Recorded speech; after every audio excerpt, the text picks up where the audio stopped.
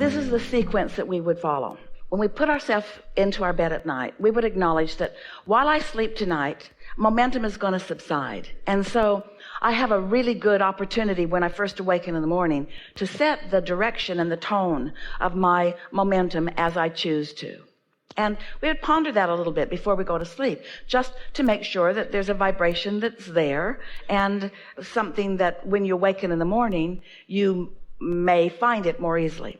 Then when we awaken, we would stay right where we are for a few moments, and we would acknowledge, I've awakened into a new day. And this day is all about new vibrations, new experiences, new alignment. And then we would tend to our immediate needs, and then we would sit to meditate.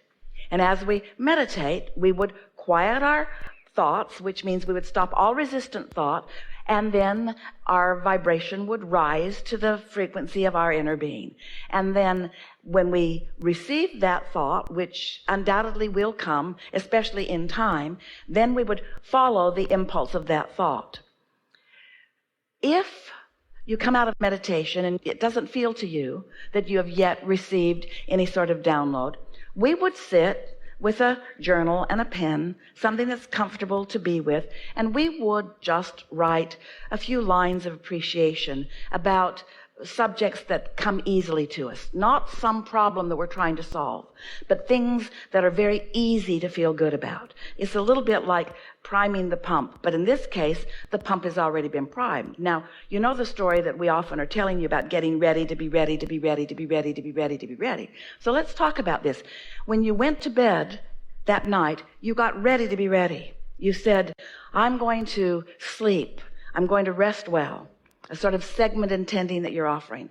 And while I slumber, my momentum will subside, which means when I awaken in the morning, I can set my tone the way I intend to.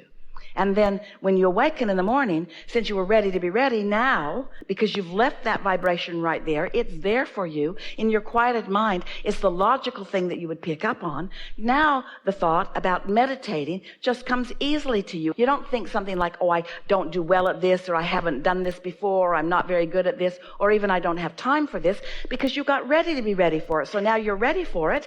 And when you're ready for something and you sit to experience it, isn't it better when you're ready for it? So you're ready for it. So now you sit to meditate. Now, this meditation will be better than any meditation that you've had previously because you got ready to be ready for it. In other words, you got ready the night before. You got ready when you awakened. Now you're ready for it. Now you're meditating. Now this meditation is more successful by what we are expressing here to be a successful meditation than ever before because you got ready to be ready for it. And so now you've got some momentum going. So now you're meditating and now you feel that detached state and you're tempted to congratulate yourself a little bit about finding it, but you don't want to get too heady about this. And so you bring your thoughts to a quieted place and you just feel satisfaction that you can feel that you're ready for it. And then you actually enjoy that sensation of quieted mind. You enjoy that sensation of communion with source energy. You enjoy that sensation of every cell of your body receiving the benefit of non-physical energy flowing to you and through you. You might even experience a little motion here and there. You might feel some twitches and itches in your body as this energy that's flowing to you and through you is finding some maybe little pieces of resistance in your physical apparatus and is sort of working through them.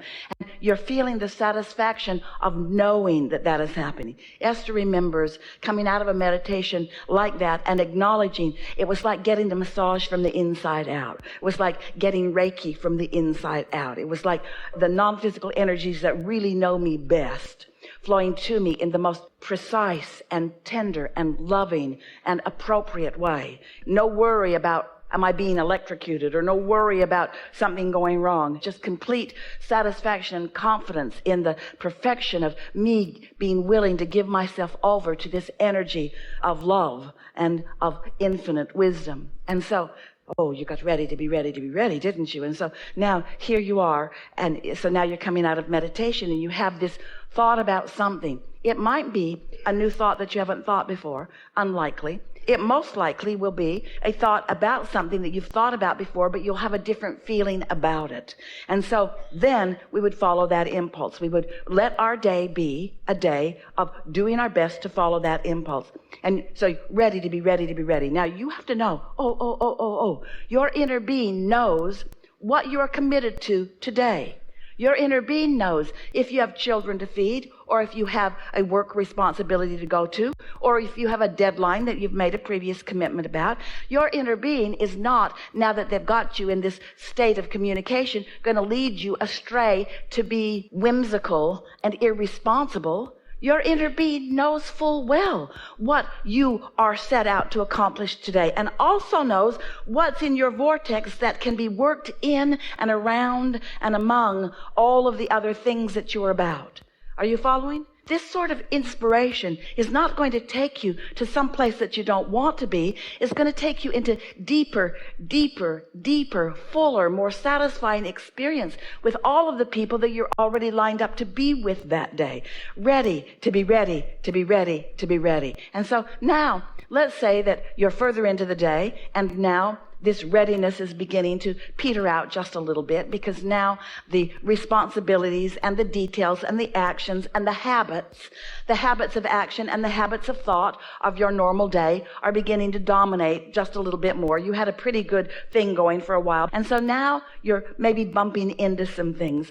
That's the point that we would say consciously to ourselves, I am doing extremely well, and tomorrow I will begin this again. We would not try to hold ourselves rigidly to something that is not flowing easily. And that's something that if you heard it, you heard for the first time, and if you really heard it, will give you a lot of relief through the day. Because oftentimes you hold yourselves to standards that your energy stream doesn't support. And there is nothing that will make you not trust the energy stream sooner or faster than to try to utilize an energy stream that you're not connected to accomplish things, because it just won't work. Being ready to be ready to be ready to be ready to be ready to be ready keeps that, what Esther calls the magic, flowing. In other words, she can feel it. She can feel the way it feels when she's driving her car. She can feel it the way it feels when she's moving in and out of traffic. She can feel the way it feels as she encounters person after person after person after person. But sometimes you encounter something where you focus in a way that you detach from that stream. Let that be all right. Don't try to force it or fake it. Let that be all right. And at that point, we would say to ourselves, to our physical being, this was good, and tomorrow I'll have another really good run at this. And what happens, because all of these things are progressive, in other words, meditation is a progressive thing. Your sensitivity to this inner energy is a progressive thing. It becomes more and more familiar, easier to detect, easier to tune into, easier to sustain, easier to recognize, easier to experience, easier to just let flow. You hear people talk about go with the flow. That's what we're talking about. A lot of times when people say go with the flow, they mean go with the flow of the human dynamics. That's never what we mean. We always mean go with the flow that your inner being has designed for you, knowing everything that you've got going in your life, and given what's in your vortex, going with that flow of intention, being ready to be ready to be ready to be ready. Why would anyone ever want to just stumble into a day and not have the benefit of all of these resources that are all lined up for you? When you start acknowledging that that energy is there for you, that that knowledge is there for you, you begin to feel invincible. You begin to feel all-knowing about things that pertain to you. You might even be bossy with others, but don't be, because your wisdom really stops with you. It's not about others. Esther said to someone the other day, she says, I'll do me and you do you. And what she meant was, I'll meditate and I'll hook in, and you meditate and you hook in, but I'm not looking to you for my own guidance, you see. And the other person didn't take it very well, because going with the flow means do what I want you to do, is what most people think, but it's not what we mean. We talk about how my point of attraction can extend in a beneficial way to others. If you hold someone else as your object of attention and they are suffering, but you don't let yourself follow the track of their suffering, you're not watching the news so much that is affecting your vibration. You're watching it enough that you have awareness of a problem, or enough that you feel a big question within you. But that question isn't the dominant vibration within you. A solution is the dominant vibration within you. And you are, in a sense, projecting yourself vibrationally to that place. Then can you be of value to them? And the answer is yes, but you must be aware that it takes very keen awareness of your own alignment before you are good at that.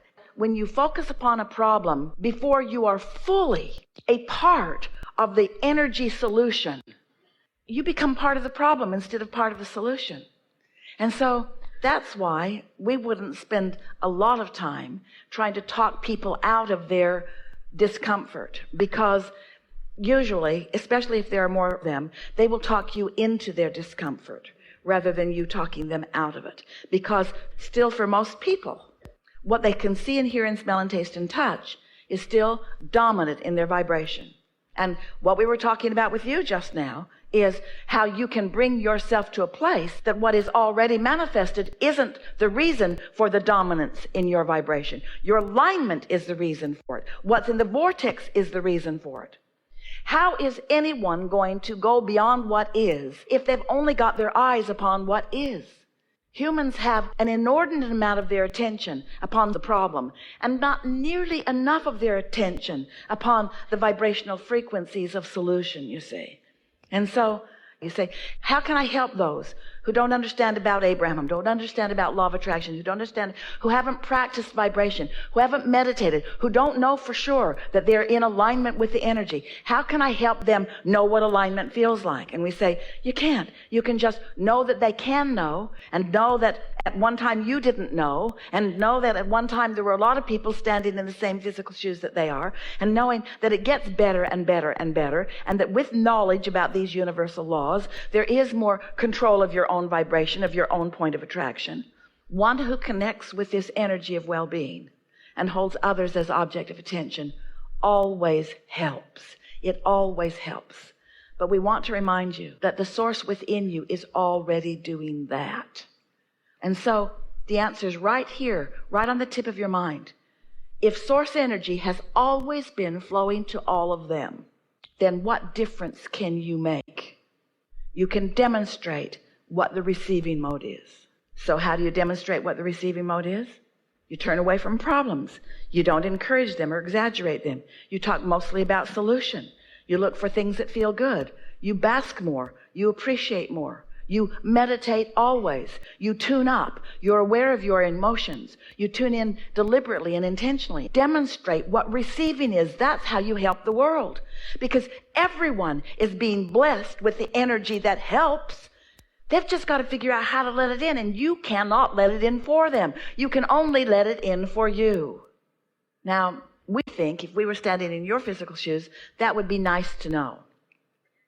And often, in your alignment, you'll be inspired to give. You'll be inspired to send money. You'll be inspired to go maybe bail out some water. You'll be inspired to things that will help.